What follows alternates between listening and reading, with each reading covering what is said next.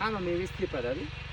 Zicha ekib qo'ygansiz, chunki zicha ekkandan keyin meva tepaga chiqib ketadi, uni ham tushuntiradi. Tepadada keyin bitta shakl beriladi. Shakl berish mevani hisobiga bo'ladi bu vaqtda. Tushunasizmi?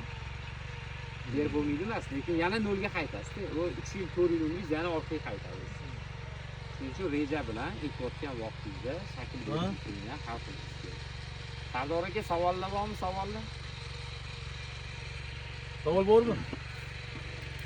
Ha, yaxshi bo'lyapti. Voy, savollarni to'plab turyapman.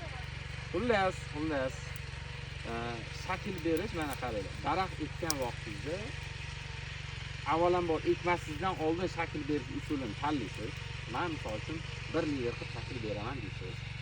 Va o'sha ko'chatni ekkan vaqtingizdan boshlab meva turiga qarab, savdasini qo'ymasligiga qarab 3-4 yilgacha shakl berasiz. Mana shu jarayon shakl berish jarayoni.